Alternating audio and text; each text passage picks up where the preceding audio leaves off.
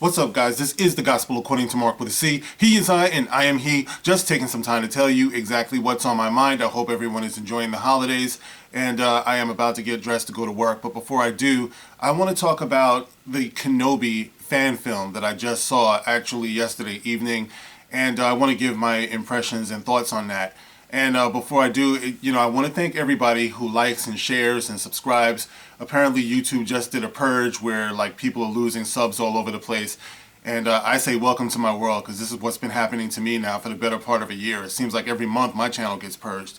And I'm probably stuck in some type of cycle of, the algorithm. And I don't know. Like I said before, I work a lot of hours. Maybe one day when I slow down, I'll be able to investigate this and find out what's going on. But for now, like I said, always make sure that you remain subscribed. You hit the notification bell and make sure that you hit all.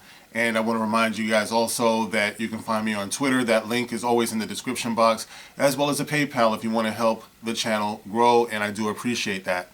All right, guys, on to the video. Now, look, this reminds me of, what was it, like last year when Mark Hamill and Roundhead Johnson were on a panel, and somebody was asking Mark Hamill, like, what he would have done creatively with The Last Jedi.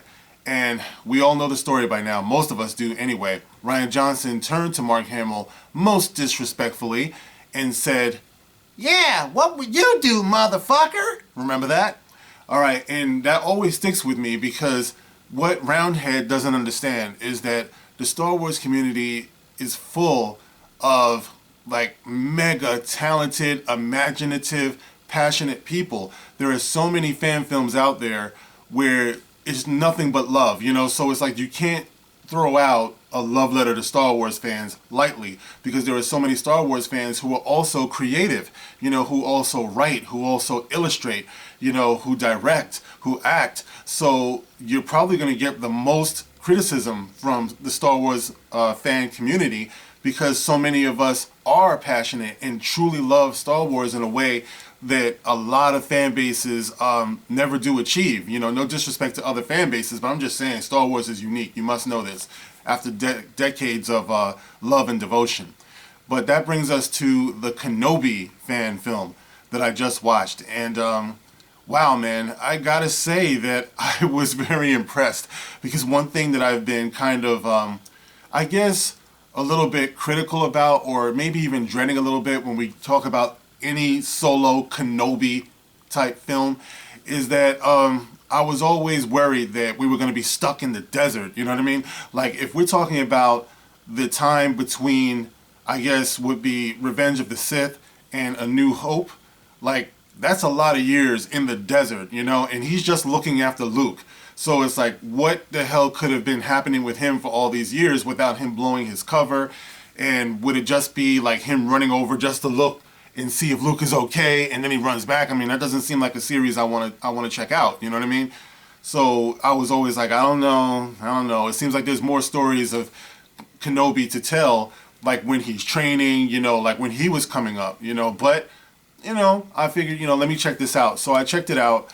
And I have to say that I was very, very, very much impressed. Jamie Acosta did incredible job, as Obi-Wan Kenobi, as acting Obi-Wan Kenobi. He played him exactly the way he should be played, as someone who had been through what he had been through. Obi-Wan Kenobi at this point should be a little touch of disillusioned. He should be heartbroken. He lost his very best friend.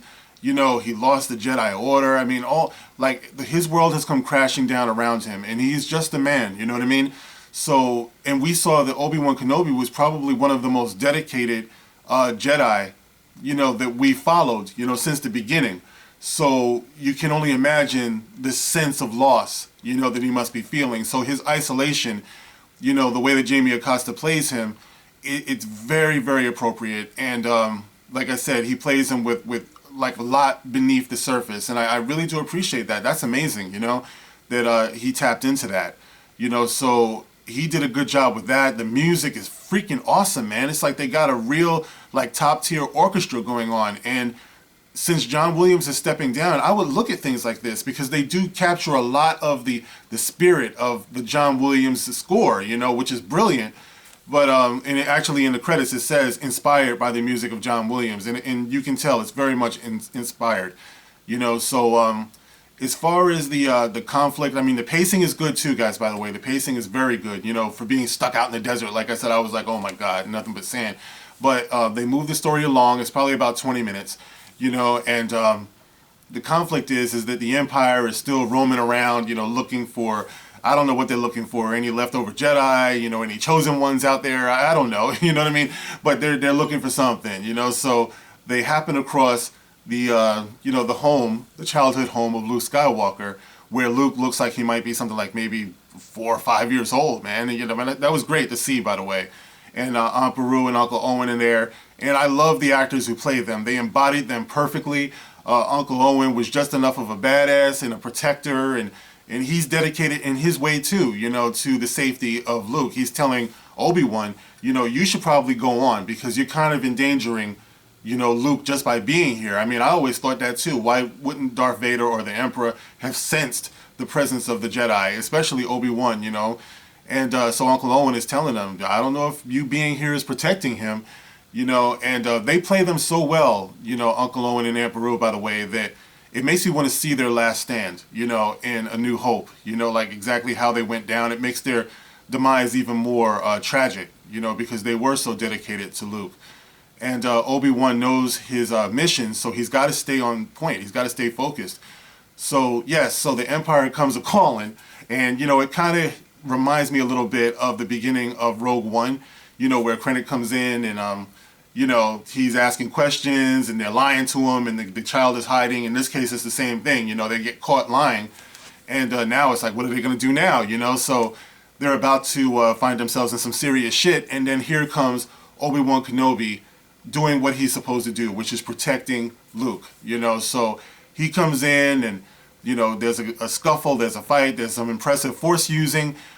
You can tell he's hesitant, you know, to pull out the lightsaber. You know, I like that. I like that hesitancy. Like I said, he gives a lot of depth to this character that I do really respect, you know. And when he lights it, there's some emotion behind it.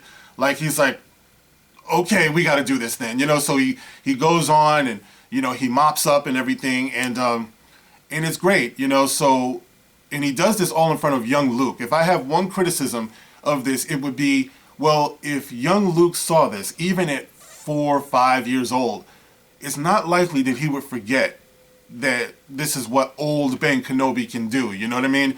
So I got the impression in A New Hope, just me now, that he just knew, you know, Ben Kenobi as more of like this hermit guy who didn't really have anything going on. He might be a little bit kooky, you know, but young Luke seeing this, I would imagine, would leave an impression on him, you know, about the Jedi and, you know, and he's not likely to forget something like that, a display like that. Somebody saved his life and he did it in spectacular fashion.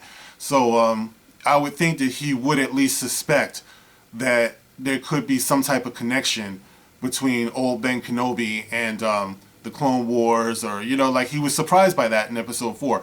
But my point is, you know, that was kind of a small criticism I had, that it all went down in front of young Luke. But maybe he was too young to remember. I don't know. But, you know, like I said, very, very, very, very minute criticism in a fan film that I felt to be very, very superior. So, and by the way, the actress who plays Aunt Beru, I noticed her last name is Phoenix. Any relation? I'm wondering. You know, I don't know her full name. You guys check out the credits. You know, Satterlund, you know, all of these people did a spectacular job. You know what I mean? And this is the reason why Star Wars lives, guys. You know, just because of things like this. You know, the passion, the talent. It's like sooner or later somebody is going to get tapped who gets it, who really gets it. Not, and we just don't praise them for a good try or just being an entertaining popcorn movie, but somebody who gets the different layers.